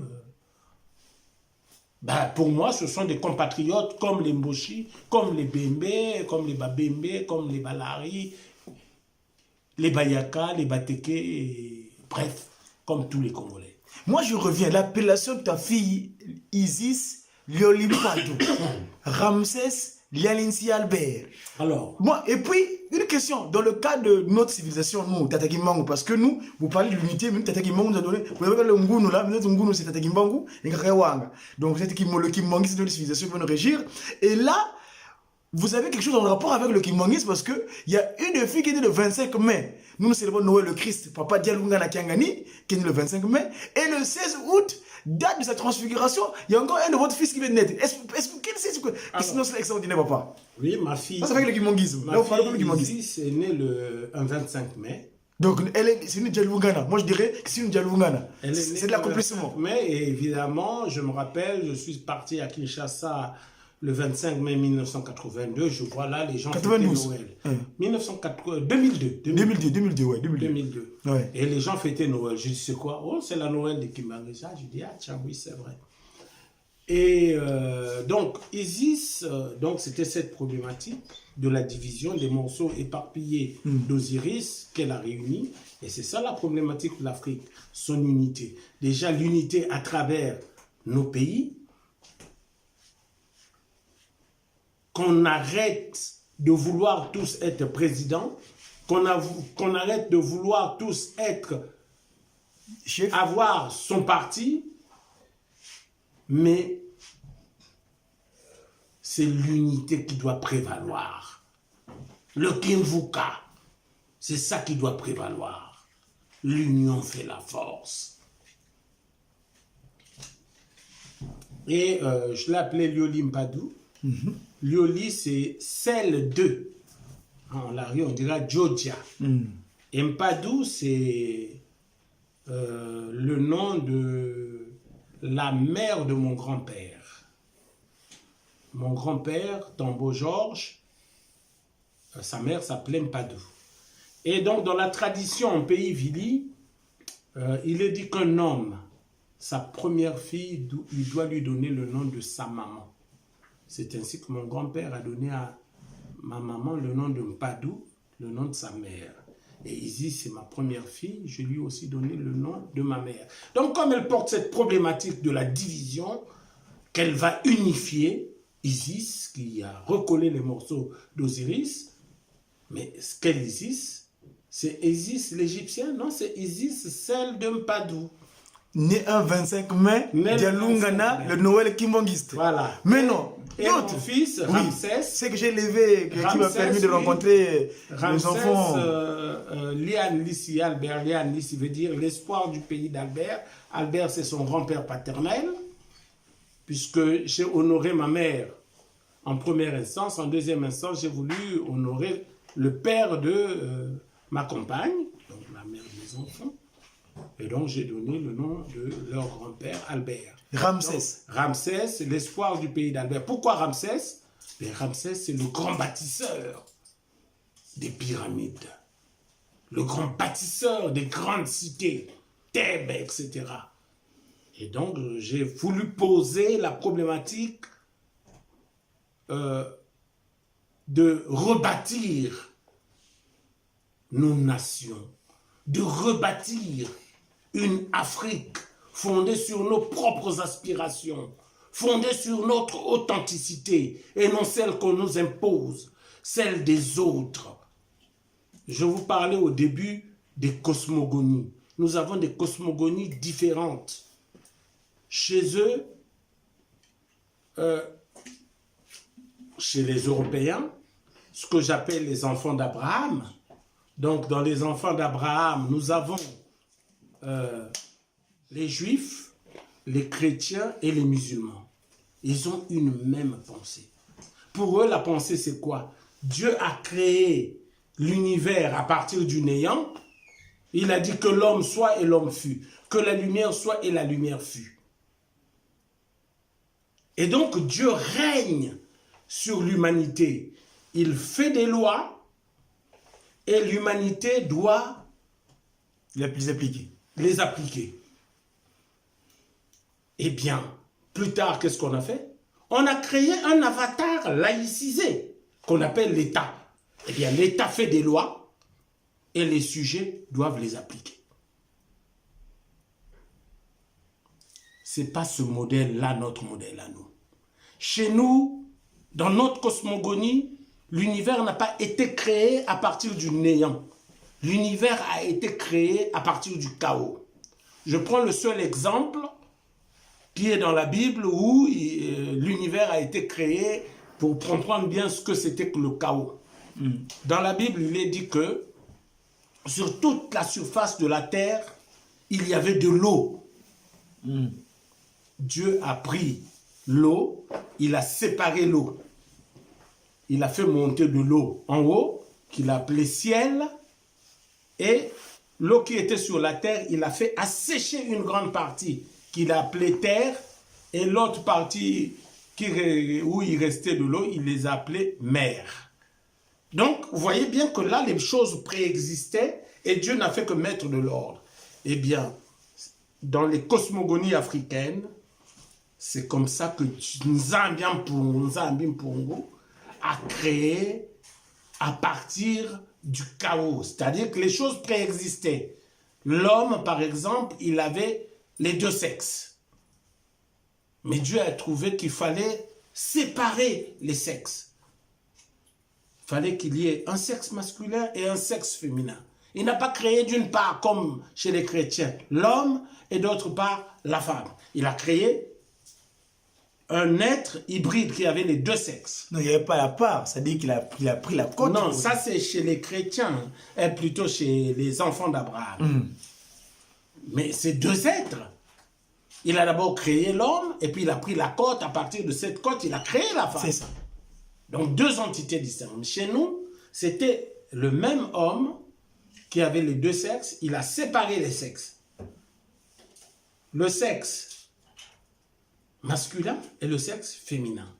Sauf que dans le sexe masculin, il n'avait pas terminé le travail. Il restait un peu de féminité. Et dans le sexe féminin, il restait un peu de masculinité. Je m'explique. Dans le sexe masculin, quand il y a encore le prépuce, il est interne. L'organe est interne, on ne voit rien. Il faut tirer. C'est pourquoi on fait la circoncision. Pour achever d'enlever la féminité de l'homme. Et de l'autre côté, le clitoris, c'est le bout de verge qui reste. Eh bien, dans les pays africains où il y a l'excision, c'était pour enlever la partie masculine de l'homme qui reste. Mais ça peut vouloir être anodin, ces deux cosmogonies, mais c'est ce qui régit tout. Le droit est régi par les cosmogonies, par la façon de concevoir l'univers. D'un côté, vous avez l'État qui est l'avatar laïcisé de Dieu, qui impose ses lois et les gens doivent obéir. De l'autre côté, vu qu'on avait mis de l'ordre, on a mis de l'ordre aux choses qui préexistaient, mais cet ordre-là demande une certaine négociation. Et donc, dans nos sociétés, on n'impose pas les lois. La coutume n'est pas imposée. La coutume est édictée. Une règle de droit occidentale, ou en fait des enfants d'Abraham, des sociétés issues des enfants d'Abraham, lorsqu'on désobéit à une règle de droit, il y a une sanction. Dans la coutume est une norme prévue par les ancêtres. Le respect des ancêtres fait que nous puissions obéir, parce que pour nous, les ancêtres sont sacrés. Et donc, on obéit à toutes les édictions des ancêtres. Maintenant, il peut arriver que quelqu'un puisse se dire « Ah non, non, non, moi, ça, c'est le passé, je m'en fous, pour moi, je fais comme ça. » C'est pas grave, il n'y a pas de sanction. Cela ne veut pas dire que nous étions des sociétés sans sanctions. Les sanctions existaient quand vous faites une faute. Mais néanmoins, quand vous ne respectez pas un précepte, c'était pas comme à l'occidental, parce que c'était une société où l'ordre est négocié et non un ordre imposé. Donc d'un côté, une cosmogonie qui a un ordre imposé, et d'un autre côté, un ordre négocié. Mais ça induit que quand il y a un conflit, de l'autre côté, il y a un qui a tort, il y a l'autre qui a raison. Chez nous, même si tu as tort, on doit préserver ta dignité. Donc, on doit trouver un juste milieu. Tu auras peut-être une sanction, mais la sanction qui va préserver, n'est-ce pas, ta dignité. Voilà un peu la différence d'approche entre ces ordres. Ok, Papa Cassador, merci en tout cas pour la réponse. Mais je reviens encore à Ramsès qui est né le 16 août, date de la transfiguration de Tata Dialungana, le Christ Jésus, revenu de nouveau sur terre le 25 mai. Donc votre fille est née, elle est née le 25 mai. Votre fils Ramsès est né le 16 août. Comment vivez-vous cette expérience-là et cet hasard-là? Écoute, c'est une coïncidence. C'est vrai que mon fils est né un 16 août. Et je me rappelle, je crois que c'était le 16 août 2003 ou 2001, Papa Dialunga s'est transfiguré le 16 août 2001. 2001. En 2001, vous êtes venu me dire que aujourd'hui c'est le 16 août, Dialungana est décédé. Il s'est transfiguré, ouais, je l'ai de forme. Oui. Vous dites transfiguré, mais bon, moi je dis décédé. Yeah. Et bon, voilà, donc c'est le lien avec peut-être le kimbanguisme, mais le kimbanguisme doit se réformer. Je dis à Tata, comment on l'appelle déjà, Tata Simon. Tata Fumo Simon. Le Simon Kimbongo, troisième disposé. Kimbongo Kiangani. Papa, je vous demande. Je vous inviterai en Kamba parce que enraciner. Moi, papa. Non, laisse-moi d'abord adresser un message à papa Simon Kimbangu Kiangani. Je vous demande de vous enraciner dans notre culture globalisante, totalisante. Notre culture qui tient compte de l'autre, qui ne veut pas frustrer l'autre, au lieu de prendre les cultures d'autrui. La Bible que vous revendiquez n'est pas nôtre. C'est leur bien. Papa Cassador. Ils sont venus, non, je m'adresse à papa Simon Kimbangu Kiangani. Oui, papa. La Bible, ils sont venus avec la Bible dans la main gauche, le fusil dans la main droite. Et ils nous ont appris à prier les yeux fermés. Quand nous les avons réouverts, on avait la Bible et eux, ils avaient nos terres. Donc, de grâce, pensez à un testament qui soit authentiquement africain. Pensez à un discours.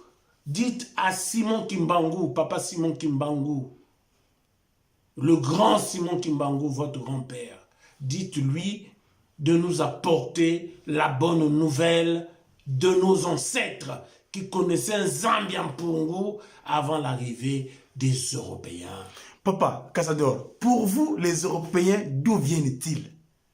Si l'Afrique est le berceau de l'humanité, maintenant, comment eux, ils sont apparus sur Terre, les Occidentaux en question dont tu parles? Je suis un homme de science. Oui. Donc, je suis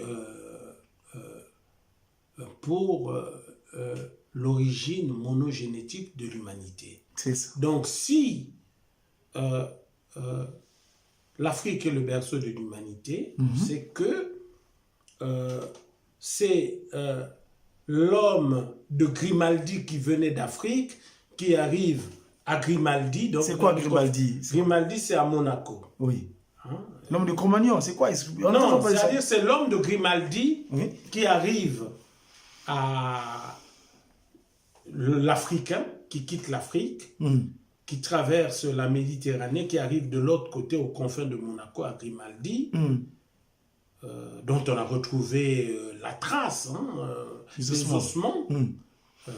Donc cet homme de Grimaldi, qui était africain, quand il traverse, il change de morphologie parce que là-bas il fait frais, etc.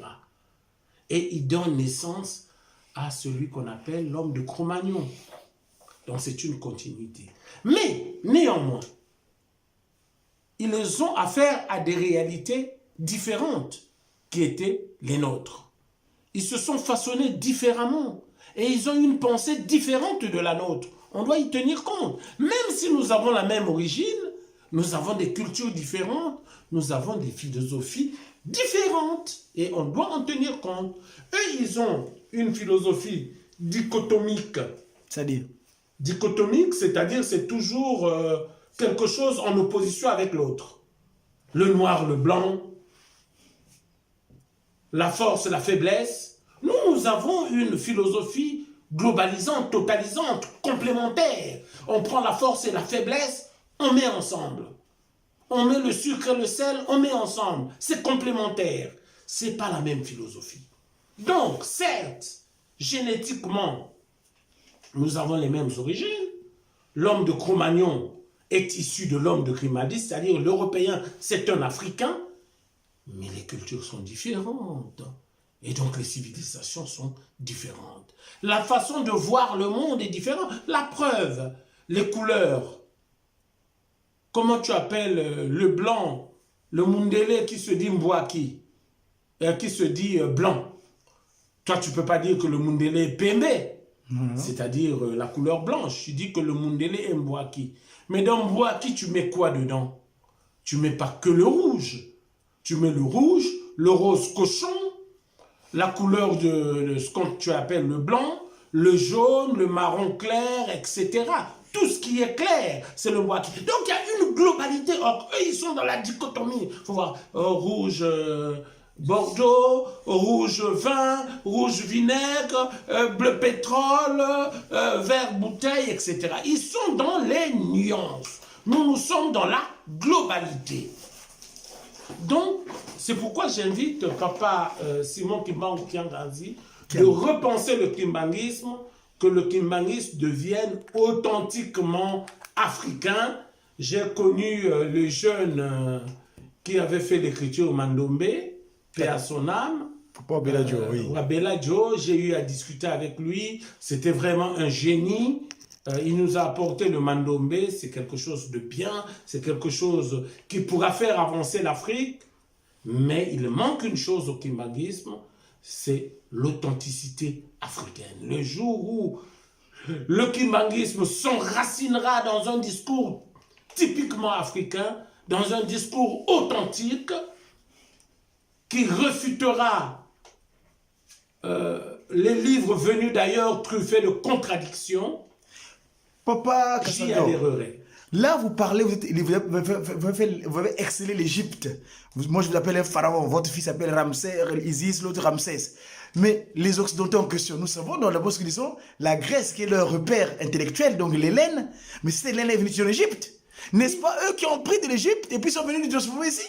Oui, d'accord. Donc, en quelque part, ce qu'ils utilisent aujourd'hui vient de l'Égypte, donc de ton territoire. Mais, sauf qu'ils ont pris de l'Égypte et ils ont transformé leur génie à partir du logos, la connaissance. Chacun a sa magie. En Asie, c'est le qui. Chez eux, c'est le logos. Mais chez nous, c'est le cas. Nous ne pouvons pas nous développer avec le logos. La preuve, ça fait 500 ans qu'on essaie le logos, on n'y arrive pas. Donc, enracinons-nous dans le cas, on pourra en reparler. C'est quoi le cas? Parce que moi, quand on entend cas, j'entends Gimbangu, moi. Quand on entend cas, c'est Gimbangu. Ça s'appelle Gimbangu. Ben voilà. Donc, enracinons-nous dans le cas de Kimbangu. Dans le cas, mais le cas, c'est un peu plus complexe que ça. C'est vraiment... cet égrégore qui régit l'Afrique. Comme le logos régit l'Occident, le cas régit l'Afrique. C'est notre égrégore. Logos veut dire science, c'est quoi logos? C'est quoi la connaissance, la connaissance. Oui, mais quand on va en Égypte, une connaissance, c'est qu'on a les zaï, ma bête. Bon, Papa Kassador, vous avez parlé un peu dans la langue de Ginsusu, là, le français. Moussoul ngezon m'a fait ndinga boala. Wap mam ngezon na bantu, mais la ngebu biai na mwanta mwa fioti kwani. Parce que quand tu as kwenda ndinga muso ikala ki Congo. Mtu si ndinga zo mwanda mwa fioti na ndinga kinsi ya beto ya boala. Mokeso zabisa na bapangi ya beto ya Congo. Na bapangi beto ba kimbangiste. Que beto foueti kutungisa boala ya beto na banzila ina la kisaka beto bakoko ya beto. Yake moteve que beto landa kaka mambe ba mindele bakoko ya beto pe vwandi kizaba ba mambo ya mingi. Tamba kuiza kutuni beto na boala ya beto vwandi yidika ba tissu ba lele. Beto vwandi yidika masapati. Beto vwandi ki bakuizaka tamba kuiza na bois le beto grippe vandi kufwa bao na bet grippe uno kama tisane ya memanisa na ba kuna vani maladie ya grave na bet vandi soigner na tisane donc bet vanda na génie ya beto bet me kumaka kama mnyons tu fo beto land ba mindele banya bet fo bet plus ba kumbe ba mindele ba plus ba kumbe beto. Tant na bois la monde mouke mouvili, bet bavili, bet mosi sans que loi salama, bet mos bet metal que non, bet que na bakumbi ya beto. Beto ban couper ça, banya beto, bakumbu, ya ndinga ya beto. Taliane, l'espoir, Taman, l'espoir, Kefan, il est là, enraciné, Mivek, moi-même, Navek, lui-même, bakumbuke mingi mbifani le maleu bakumbuke mingi petsosa bakumbu na ndenga ya beto Mayela, c'est un très beau prénom. J'ai vu une jeune fille qui s'appelle Mayela, c'est un très bon prénom. Munu bana munu dia Congo nzuto vuidi. Voilà, donc petsosa bakumbi ya beto mosi ya kitoki kele. Donc betu vwanda na bifu ya betu mosi, betu bakve bifu ya bamindele, betu bak bifu ya bakoki ya betu bikaka. Et fo betu fukana samna kutunga bwale ya betu. Bwale ya betu mebonga ya kusangana. Franklin Bukaka Zonzaka bandeko ya ngambo na ngambo topesa loboko na losambo na Kongo na biso. Kongo na biso ebonga boye ezala Kongo moko, Kongo ya Lumumba. Bwale beto banana mbanza Kongo yame luta na boma te yame kuiza na Congo ya Brazzaville. Donc façon papa Godi maison zaba 3 Congo. Faut betu fukana, faut betu boire le Gabon, betu boire le Centrafrique. D'abord betu en Afrique centrale, faut betu fukana, betu comme puissant. beto kumangolo beto mosilika babime ya beto beto nani ai inventorier babimi beto consommer beto produire bafumi ya beti ai bafumi ya tufi ai kenata beto culture ya consommation faut beto baka kimpwanza ya beto samo beto sala culture ya production produire ce que nous consommons bilé les bêtes mosquées yidika Kolona pe matia bêtes mosquées yidika. Ça ne veut pas dire que bêtes l'ensoume bim na baboual ya kaka, mais d'abord les biens primaires, les biens quotidiens. Faut bêtes mosquées yidika yao.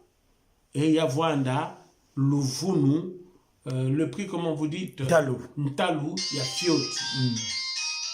Matondo mingi na beno bete kuza occasion ya développer ba mambo kaka ili na metala bwana ya beto. Je reste à votre disposition. Matondo mingi sam na beno. Merci beaucoup. Batata ba mama bandeko beto ba bangi nyonso mu bana kana kulo twa mundu awa.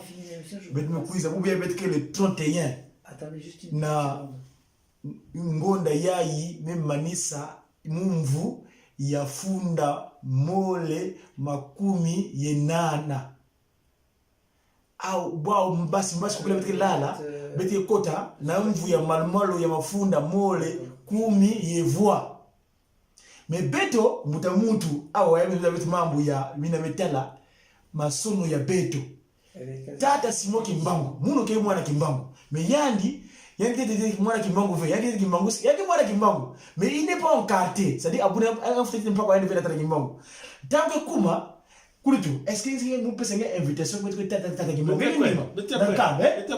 ah donc tata mendima tata mususu donc je remercie Amusala Futa Matondo na mfumo longo tata mwanda verla tata simo kimbangu kengani ina mezi pesa betu bia pema ya kuza tambura na makini miti ya vitu kuizaka ya ambassadeur Amusala Futa Matondo na ina miti tanaka administration tata général bitu vidi kengani mbengi si kufilu kufita mwanda verla papa nous sommes tes enfants ici en Europe nous avons fait ce travail de communication ça c'est un homme politique donc nous allons présenter l'invitation j'espère on aura l'occasion que vous discutez, que vous partagez, parce que de part, papa Zago Bitouvidi, c'est lui le chargé de l'administration au sein de l'institut de Tagimbangu.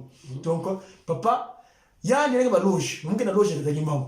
Parce que papa, Cassador, merci beaucoup. Tu m'as été important à un moment donné de la vie et j'espère la collaboration. Je vais un logement. Ok, bon, vous avez mais mon loge à mon yaki nkamba, ni loge à nge, yaki te place tous. Mais maintenant toi là, loge à mon si yaki mam. Merci beaucoup une fois de plus. Merci Tata Godi. Merci beaucoup. Merci mes frères Kimbangis. Merci beaucoup. Allez, à bientôt. Au revoir.